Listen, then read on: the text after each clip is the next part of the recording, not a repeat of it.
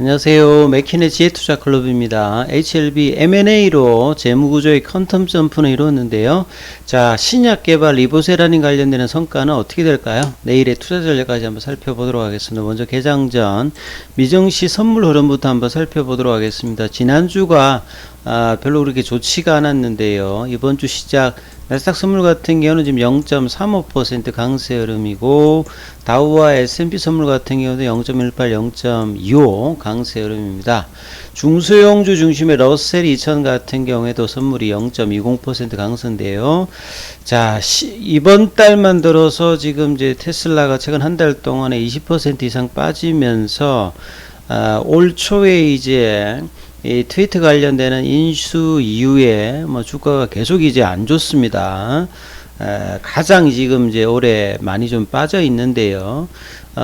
앨런 머스크가 지금 트위터에다가 이 스텝 다운 폴이라고 하는 부분들 향후에 이제 트위터 관련되는 부분에서 이 신뢰도 이제 테스트를 하면서 주가가 일단 반등세가 나오고 있어요. 자, 이 부분들이 또 영향이 어떻게 될지도 중요합니다.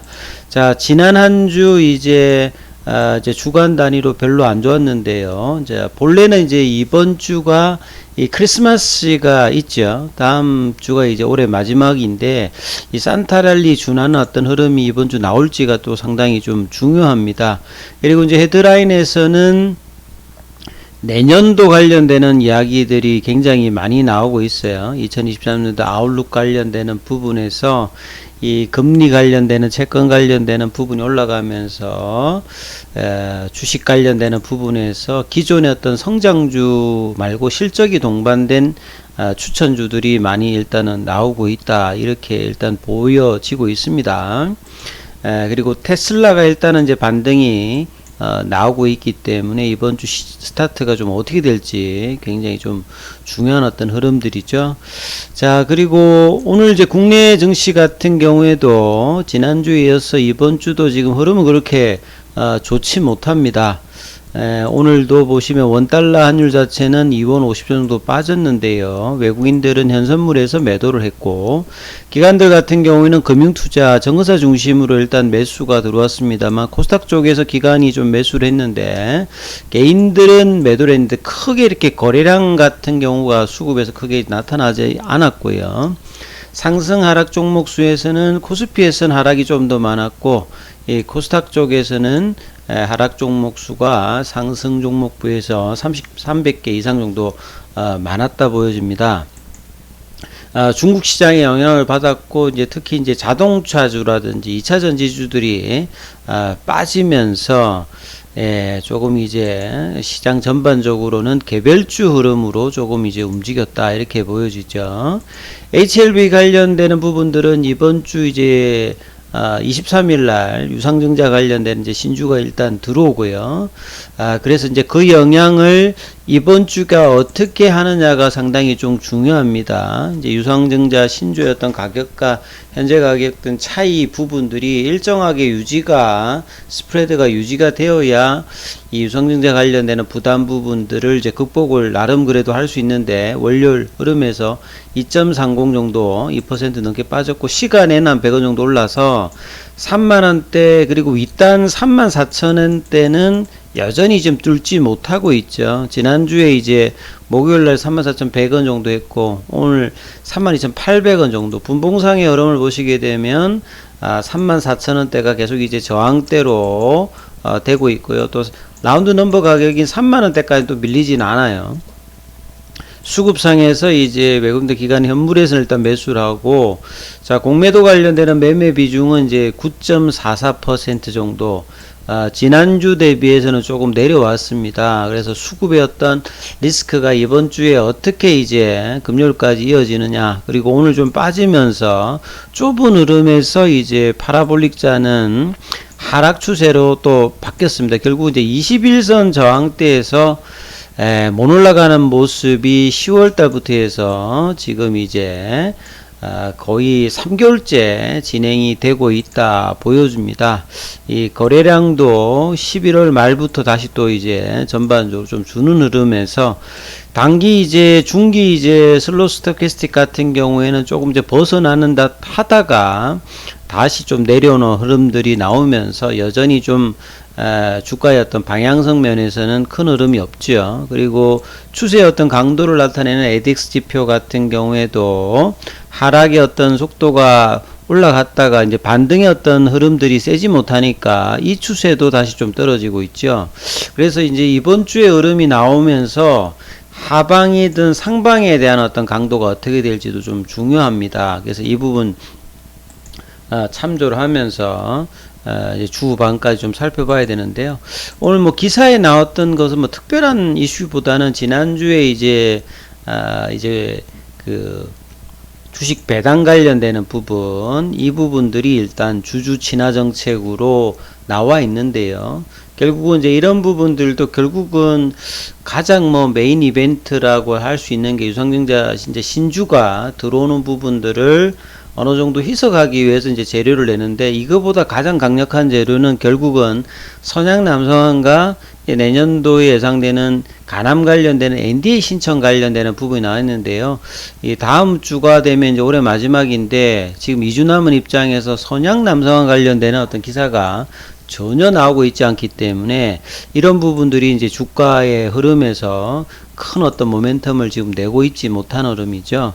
올해는 사실 이제 그동안 HLB를 좀 억눌렀던 성장 기업이고 이제 신약 개발에 이제 중추하다 보니까 재무 구조 관련되는 부분이 사실상 항상 이제 본래부터 이제 신약 개발 회사로 이제 상장된 게 아니기 때문에 이걸 맞추기 위해서 그동안에 이제 인수합병으로 알짜 기업들을 사들여서 HLB 같은 경우에는 FA, 뭐 HLB 테라피틱스 같은 경우에도 기존의 어떤 백신 유통 사업 이런 부분들이 또 영향을 주고, 생명과학 같은 경우에도 체외 진단 업체이죠. 에임을 인수해서 이런 어떤 재무구조 개선을 하고, 이제 HLB 글로벌 같은 경우에도 12월달 초에 TI 코퍼레이션을 인수했기 때문에 이 회사 같은 경우에도 3분기 누적으로 매출과 영업이익이 좀 준수한 편이기 때문에 재무구조 개선은 상당히 좀 의미 있는 흐름으로 컨텀셔프에 나름 성공했는데, 이 주가를 이루고 있는, 시가총액을 이루고 있는 가장 중요한 부분은 결국 신약 개발이죠. 여기에 대한 어떤 기대감과 이걸로 이제 시가총액이 대부분 유지가 되고 있는데, 그래서 막대한 어떤 비용을 연구개발에 투자해도 결과물인 이제 라이센스 아웃이라든지 상업화 관련되는 성공, 이게 이제 가장 중요한 지점에 이제 있다. 그래서 리보세라님이 올해 내년에 이제 그러한 과정에서 과연 이제 결과를 성공적으로 내는가, 이 재무적인 어떤 성과만으로는 이제 지금의 어떤 기업 가치를 유지한다든지 높이는 데는 한계가 있는 겁니다.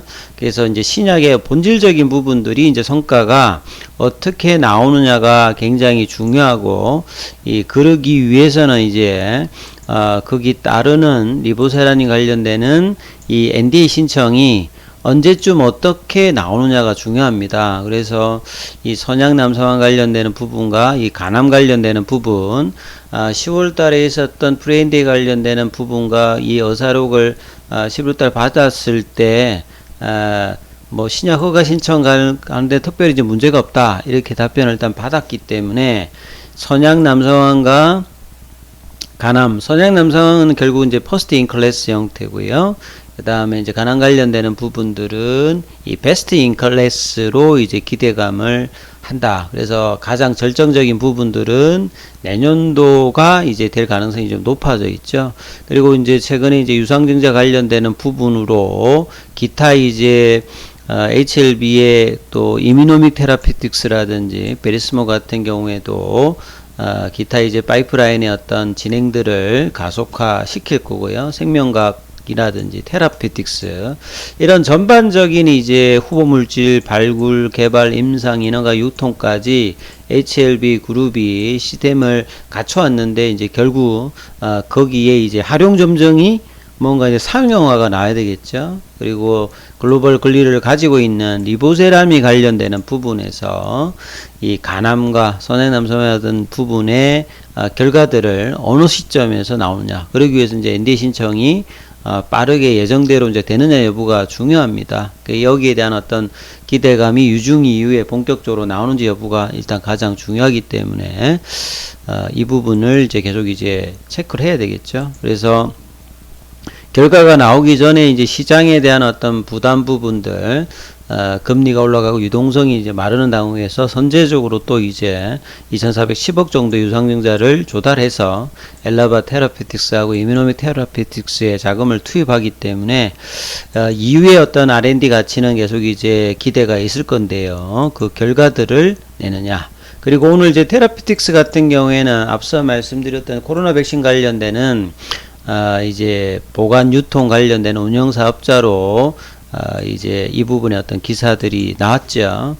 그래서 차트를 보시게 되면 이제 이러한 흐름들이 이번 주에 이제 주반에 나오는 유상증자 관련되는 부분의 어떤 부담 부분을 여기서 이제 바닥을 다지느냐. 이 바닥을 다지기 위해서는 이제 재료가 이제 그 다음에 나와야 됩니다. 이게 수급의 이슈들이 유상증자 어떤 가격과 지금 현재 주가의 어떤 차이의 어떤 스프레드는 있는데 예상된 어떤 이제 일정들의 재료가 나오지 않다면 추가적인 어떤 매물들도 나올 수가 있겠죠. 그렇기 때문에 다음 주와 이제 2023년도 초 얼만큼 빠르게 이제 가난과 선행남성과 관련되는 부분이 나오느냐, NDA 신청을 어떤 기다리면서 주가가 하방 경직성을 어느 정도 이제 보여주느냐가 이제 이번 주에 가장 먼저 중요한 부분입니다. 그래서 가장 중요한 것들은 일단 34,000원대 위로 올라가서 유지하면서 하는 부분이 중요한데 이런 부분이 지난주에도 안 됐기 때문에 이번 주는 민라인에서는 이제 30,000원 가격이겠죠. 이 30,000원 가격과 34,000원대의 어떤 가격에서 어느 흐름에서 중요도가 있느냐. 그 중간 가격이 이제 32,000원이기 때문에 32,000원에서 계속 이제 주가가 옆으로 이제 플랫형 조정을 하는 것도 이제 그런 어떤 입장이 보여집니다. 그래서 이 부분 좀 참조하시면서 투자 대응 전략 삼아 보시기 바라겠습니다. 여기까지 하겠습니다.